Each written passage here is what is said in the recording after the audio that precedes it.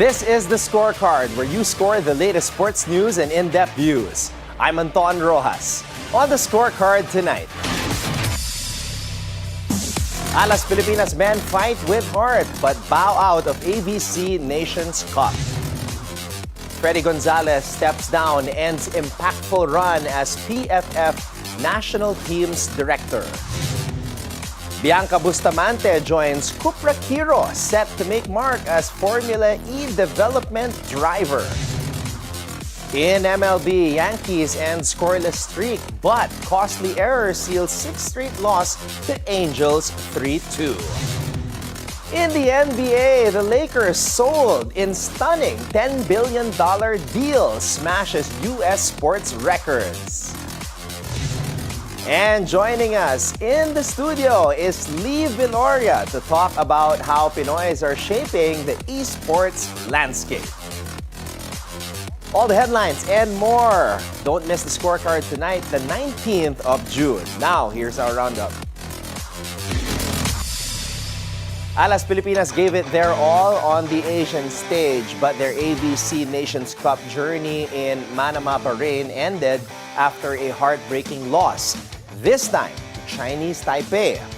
The Alas men showed grit, determination, and the never-say-die spirit that Filipino fans love, but fell short against a tough Chinese Taipei squad, losing in 4 thrilling sets, 25-19, 23-25, 30-28, 25-20. Alas Pilipinas fought back bravely in the second set to level the match, then pushed Chinese Taipei to a marathon third set, only to be edged out in the end by 3 straight points that shifted the momentum. Volleyball star Mark Espejo once again led the charge with a stellar 26-point showing, while Leo Ordiales added 15 points in a gutsy effort. The defeat, their second in Group B, closed the door on a quarterfinal berth and sent the team to the classification round. On the other side, Chinese Taipei's Yu Sheng Chang delivered 24 points with strong support from teammates Yi Kai Wen and Yu Chen Chang. Though the dream run ended early, Alas Pilipinas earned admiration for their heart and hustle, a team that promised to come back stronger and wiser on the international courts. Meanwhile, a shockwave hits Philippine football as Freddy Gonzalez, the man who helped ignite a new era for the national teams, steps away from his post, leaving behind a legacy of growth, pride, and promise. Gonzalez stepped down as senior national teams director and men's national team manager, capping a brief but meaningful chapter in Philippine football history.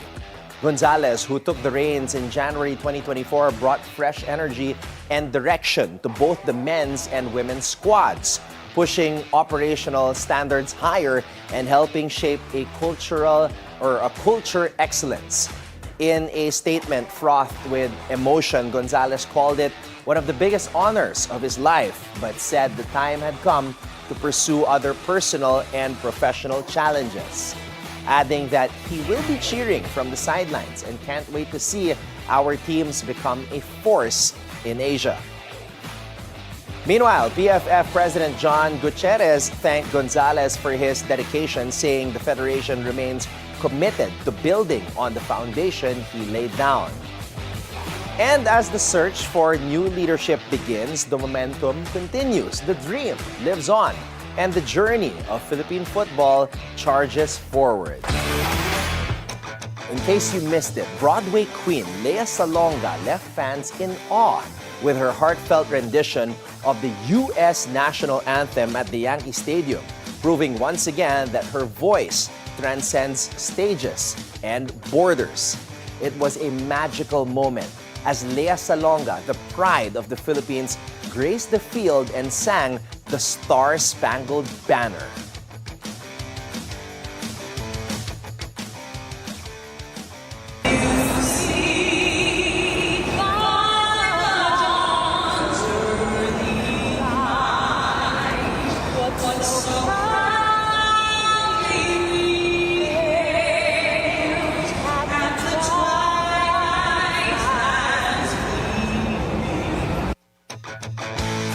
The Yankees took to X, formerly Twitter, to thank the Tony Award winner for her moving performance, calling it a beautiful rendition that made the night extra special. Beyond the anthem, Leia continues to juggle an incredible career and family life. She currently dazzles audiences in Stephen Sondheim's Old Friends on Broadway, earning her a nomination for a Distinguished Performance Award at the 2025 Drama League Awards. And this August, she returns home for a special project close to her heart, starring as the witch in the Philippine staging of Into the Woods, sharing the stage with her child, Nick Chien, who plays Jack. From Broadway to the baseball field and back to the Philippine stage, Lea Salonga remains a true inspiration, a woman who continues to make her country and the world proud.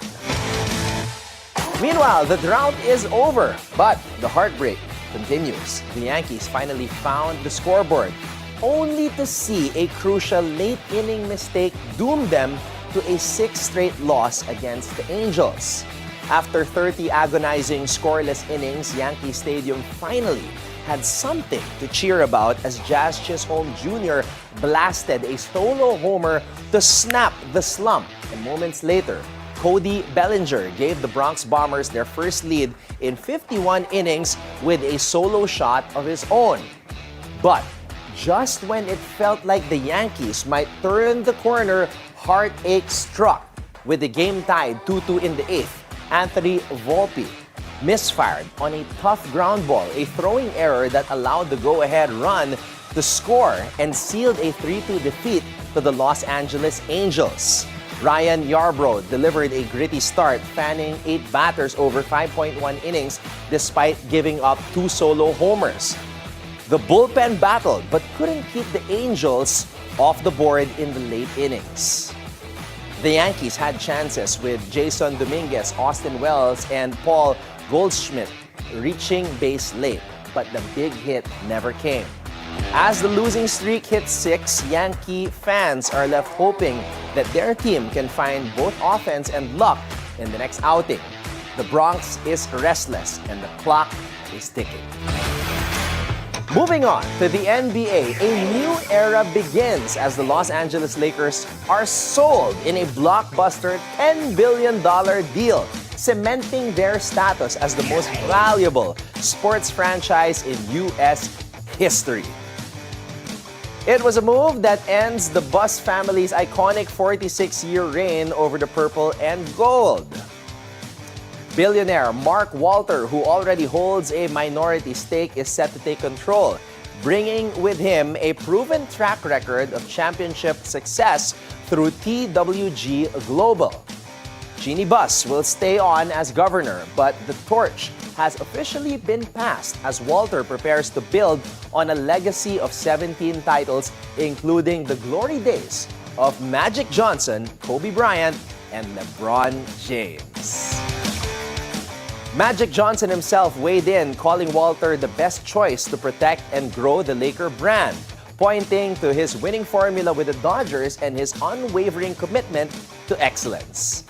With this deal, the Lakers not only make history off the court, but signal an exciting future. The game has changed, and Laker Nation is ready for what's next.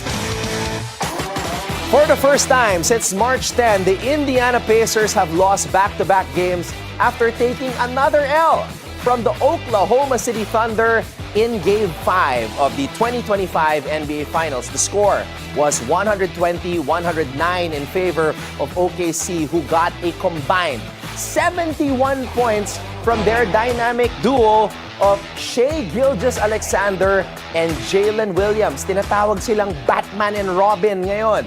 Pero let's start with Batman, okay?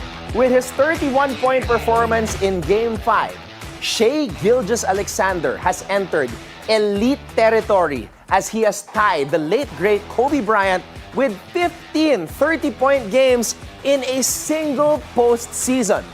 One more 30-plus game and he will have tied Michael Jordan and Hakeem Olajuwon with 16 30-point games in a single postseason.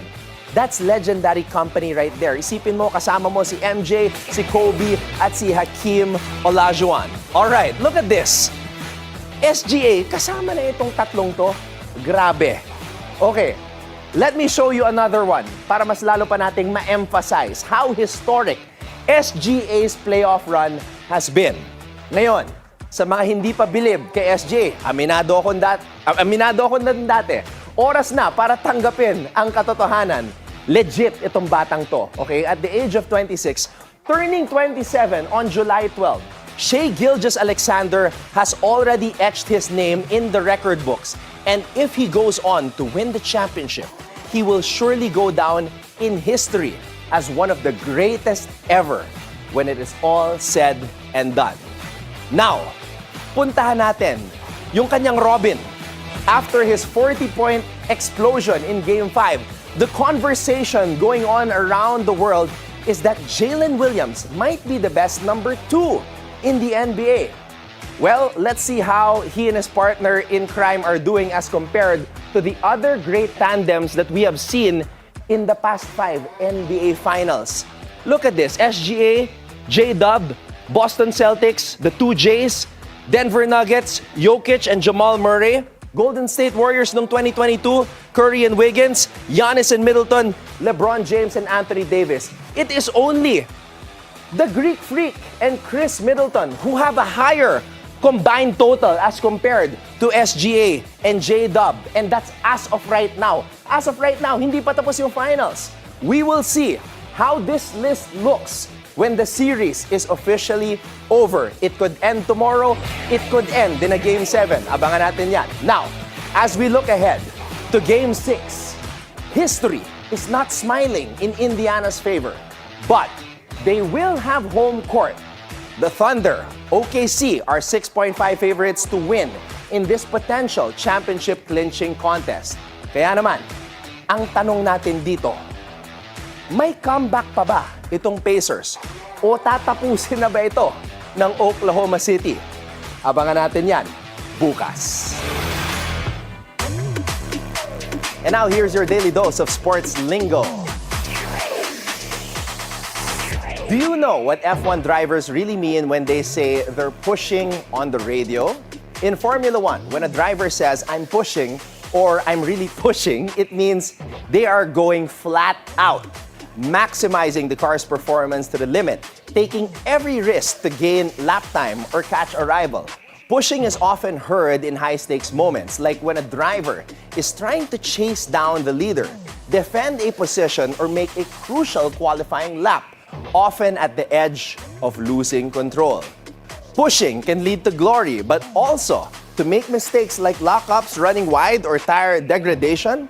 So next time you hear, I'm pushing, know that the driver is giving everything they've got in a battle against time, the track, and themselves. All right, it's time for our off-court buzzer. With the NBA draft just days away, it's not just the future stars making headlines, but a bold move that has fans and analysts talking. A top prospect reportedly said, no thanks to the Hornets, and all because of LaMelo Ball. The countdown to the 2025 NBA draft is filled with hope, hype, and now a surprising twist. While Dallas looks set to grab Duke sensation Cooper Flag at number 1, it's the Charlotte Hornets who find themselves in the middle of a storm. Hay nako. A report has set the basketball world ablaze. A top lottery prospect has refused to even work out for the Hornets, supposedly because he doesn't want to team up with LaMelo Ball? The mystery has fans guessing. Who made the shocking call? Names like Ace Bailey, Dylan Harper, VJ Edgecombe, and Trey Johnson keep coming up. But who knows for sure? LaMelo, who burst onto the scene with flash and promise, has struggled to stay healthy, suiting up for just 231 games out of 400 in his short career. Now, without saying a word, he's at the center of one of the biggest draft mysteries. All eyes will be on June 25 when the picks are in, the questions are answered, and this unexpected drama reaches its final chapter. And that's our roundup for tonight, the 19th of June. Up next, MPL Philippines' Viloria joins us live to talk about how Pinoys are shaping the esports landscape. When we return right here on The Scorecard.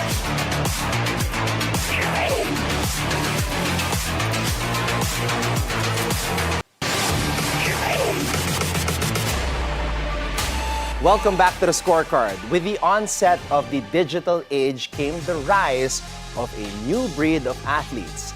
Enter the esports warriors. And of course, the Philippines quickly flexed their might in this new global battlefield, winning world titles and becoming a real force to contend with. And here to talk about how our Pinoy esports athletes are shaping this whole new landscape is Moonton Philippines' partnership head, Miss Lee Viloria. Miss Lee, thank you so much for coming back here to BNC. Thank you so much for inviting us once again. I mean, on behalf of Moonton. Yeah, and Miss Lee, parang mas relax ka ngayon. Walang makukulit na nasa likuran mo. No, but kidding aside, your position as head of business development and partnerships is very vital. How long have you held this position, and how has the growth of esports in the Philippines been since you took over? I've been doing business dev with Moonton Games, specifically for esports, for 4 years already. Wow. And I think from the time I started, marami na talagang nagbago. It's a very fast-paced, it's a very fast-paced landscape. And I think in terms of how we scale our tournaments, it's not just a tournament anymore. It's a whole, experiential touch points already for the audience. And also for our athletes, we have seen how they have matured. Kasi nung nagsimula ako, of course, hindi pa tayo naka-franchise league before eh. Yeah. So definitely a lot of these young men, medyo uso pa yung mga trash talking. I think hindi naman siya mawawala in the landscape. But I think with them being the professional athletes right now, of course, we have been pushing professionality with our athletes, with the help, of course, of the esports organizations that are handling them. When they're training in the boot camp, dapat naka-instill talaga lagi yung discipline, professionalism, because they are being looked up to by millions of audiences as well. Yeah. Yeah, because before, if you are just a casual, you would think of these young men as gamers. But now we're actually calling them esports athletes. So parang sports na talaga. And in fact, Coach Why Not, who was here during our previous episode, said na it's a career na talaga para sa mga batang to. Talk about how esports and MPL has really turned everything into a sporting event na talagang may audience, may press con pa after, may mga interviews to build up the event, build up the players. Yes. How did all of this come together? Well, of course, MLBB started as a casual game that's accessible for everyone who has a cell phone, di ba? But of course, it's a game, so definitely there is a competition that we can drive out of it. And MPL, as we go along, through the years, we have transitioned into a franchise league. The esports athletes or the teams who are playing are actually considering this as their career, wherein they are actually, it's a source of their income already. Yeah. Kumbaga parang hindi na lang siya libangan, hindi na lang siya passion point. Yeah. It's really a career wherein they get to also represent our country to, different competitions in the international stage. They have actually brought in multiple honor and, championship titles, representing the Philippines as well in, in different esports competition worldwide. Yeah, I do want to ask about this kasi nga sinabi mo, it has become a worldwide thing, and of course, Team Liquid and Team Onyx are set to fly out to represent the Philippines in an international major competition.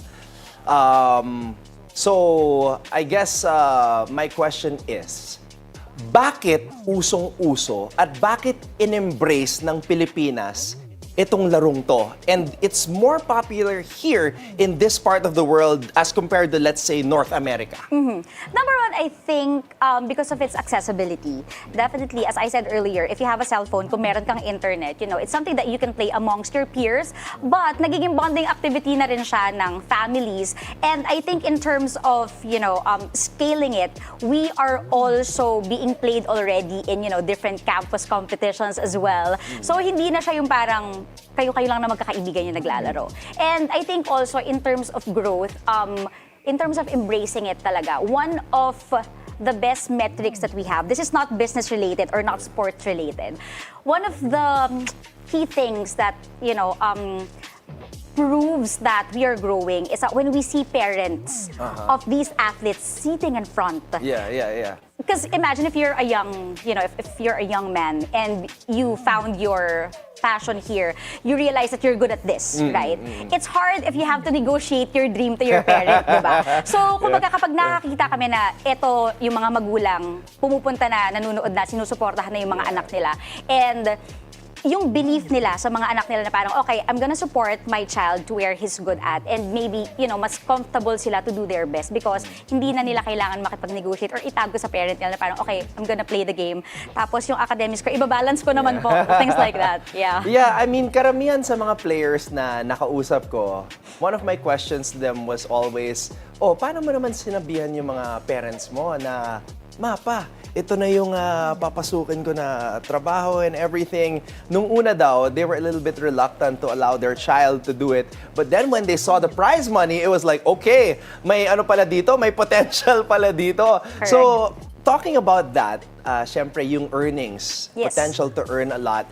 How do you make sure that the young men are educated, the young men and women are educated, na they will use their earnings wisely at hindi masayang yung mga napanalunan nila? Yes, of course. Number one, with the help also of the esports organization managing them. Syempre, natuturuan na din yan na parang, okay, your esports career is not gonna be there forever. Like any athletes naman of different sports, diba? You have your prime. So, nai-instill din yan sa mga athletes natin na parang, okay, you should learn how to invest or save. Also, I think this year, we were lucky to onboard the oldest bank in Southeast Asia, which is BPI. Oh, wow. So, yun na yung kasangga din natin in terms of, bringing financial education to our esports athletes, because not only can they earn from, their usual job as an athlete, hindi rin sa prize pool lang. Pero after the season, they can get also like endorsements, they can do their stream, they can be influencers also. So definitely there's actually a lot of income stream that they can explore. Pero ang tanong natin is, hanggang kailan yan tatagal sa'yo? So, yan. Yeah, so it's nice for them to be educated, to invest in the right things right away. And I'm glad to know that halos lahat ng nakausap ko is nakapagtayo na ng bahay and stuff. And that's such a heartwarming story actually for all of the young kids that are esports athletes. Now, Miss Lee, we talked about the business development. What about the partnerships? You're trying to grow MPL. What's your criteria in finding a good partner to help grow this business? Of course, in terms of partnership, we cannot just get affiliated with just any brand. Yes. Kasi we always have to consider that we are actually catering to a very young target market, like Gen Z, some millennials. So I think in terms of reputation as well, it has to be like good influence as well to our target market. So definitely that's main criteria that we are looking for in terms of partnership. But I'm sure there are a lot of random companies, even personalities na mahilig dito sa MLBB and they want to get involved, they want to be part of the action. Like how welcoming are you in terms of, allowing them to collaborate with the athletes and of course MPL? Yeah, definitely with collaborations, really encourage, especially that, we can't just last in this industry and grow na kami-kami lang yung nagtatrabaho, di ba? Of course, like, if we get partners who can also co-promote us in their channels, definitely that's gonna be a big thing for us, especially that we really need these partners as well to talk about esports and address some misconceptions as well. So definitely, like, we're very much open to these types of collaborations for as long as it's not gonna, bring negative influences as well to our young audiences. Now, we're seeing some scenes from the grand finals. It was an electric atmosphere. Everybody was there until the end. Yes. Until the end. Natapos Definitely. kayo, halos 1 a.m. na. Pero yung mga tao, they were there, puno yan until the very end. I mean, ang babait nila, oh. Seryosong seryoso. Look at Carl Tizzy, oh. Tiyo, seryosong seryoso. Very. What about yan, sina Carl? How have they, like, since you met him, I'm sure he was still very young, and now he knows how to answer properly sa mga interviews, Correct. and he's getting interviewed left and right. Do you also train them to make sure that they conduct themselves in the right way? Yes, it's actually part of, the activities that we do every season. So every season, every time na matatapos ang matches natin, meron tayong tinatawag na post-match interview. So that also helped train our esports athletes to be able to answer different questions coming from our, partners from the media. So yun, dun sila mas naging comfortable. Kasi before, when you ask them questions, it's either magsisikuhan sila kung sino yung tatanong, kung sino yung sasagot ng question, or pag tinanong mo, anong pakiramdam nyo na nanalo na kayo? Masaya po. Done. But now, they can elaborate their answers more. And I think, hindi lang sila masyadong focus sa sarili nila. They really know how to acknowledge when they are getting outplayed by other teams, which actually, humbles them as well and pushes them to do better for their next games. So may sportsmanship factor na rin. Natututo na rin sila. Definitely, yeah. All right, Ms. Lee, before we close our interview, what is next for MPL and how can they support Team Liquid and Team Onyx as they represent the Philippines again? Yes, of course. Up next, after MPL, we will be sending 2 male teams to the Esports World Cup. It's the Mid-Season Cup at EWC, so that's going to be in Saudi Arabia. So the competition is going to be from July 10 until August 2. Mapapanood natin yung live stream and yung laban ng ating mga Philippine teams at the page of MPL Philippines, both in YouTube and Facebook. And of course, we also have our female teams. We have 2 teams representing the Philippines as well for the MLBB Women's Invitational naman. MWI at EWC 2025. So that's going to be from July 15 to July 20. Man, exciting times. We're looking forward to it. Ms. Lee, thank you so much again for the time and all the best. All the best in the competitions moving forward. Thank you so much. Thank you. We have Ms. Lee Viloria, Head of Business Development and Partnerships for Philippine Esports, Moonton, Philippines. Thank you so much. Thank you. Up next, this is it. 1 win for the title. Shai Gilgeous-Alexander and the Thunder are knocking on history's door. But Pascal Siakam and the Pacers, they're not done yet. Game 6 looms large. Who clinches? Who crumbles? We're about to find out. So, keep your eyes on the prize.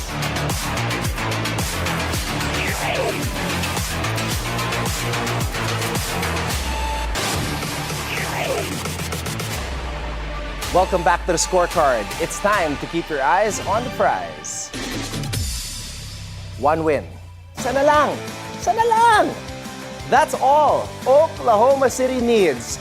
1 more game, 1 more monster night from Shai Gilgeous-Alexander or Jalen Williams, or, let's be honest, both. And then, boom! You're talking about a championship parade through Bricktown. That's what's at stake tomorrow in Indianapolis. Look, I don't want to jinx anything, okay? But what we're seeing right now is the Thunder blueprint actually working. You build around a homegrown MVP candidate, you develop young guns like Jalen Williams and Chet Holmgren, and you hire a coach in Mark Daigneault, who looks like he could diagram a 20-minute TED Talk on weak side rotations, and it's all paying off. Jalen just dropped a cool 40 in Game 5. SGA had 31 and 10 assists and did it on cruise control. They've got the balance, the poise, and that playoff maturity we weren't sure they had a year ago. Meanwhile, Indiana, man, you gotta give them love though. No team in these playoffs has fought back more than the Pacers. 5 comeback wins from 15 points or more. That's absurd. But now, the comeback kings are running out of time and more importantly, out of health. Halliburton's leg is clearly not right. He's moving like a guy trying to shake off a Charlie horse on a treadmill, and that matters because when he's reduced to being a decoy, the entire pace and space engine sputters. Now, Pascal Siakam, he's been great. TJ McConnell has been a revelation off the bench, but they're missing that orchestrator, the guy who brings it all together. Let's talk about pace and power. Indiana scores 117.4 a game. They're electric at home. 29 wins at Gainbridge Fieldhouse, and they've got shooters everywhere. But they also give up 115.1. And the Thunder? Yes, they average 120.5. That's what we call a math problem. OKC is 7-3 in their last 10. Swiping 11 steals per game, and they're doing it while still figuring things out mid-series. They don't just want to win, they want to suffocate you. Turnovers into points, miss rotations into daggers. So now, here we are, Game 6 in Indiana. OKC's got history on their side. Teams that win Game 5 of a 2-2 series, they take it 74% of the time. The team with a 3-2 lead, that number jumps to 82%. But nothing's guaranteed, especially not against a team that's lived on the edge like the Pacers. If they're going down, they're dragging you with them. One thing's for sure, tomorrow, it's gonna feel heavy. So stay ahead of the game as the battle for the NBA title heats up with high-stakes contests. And here's your odds breakdown for tomorrow.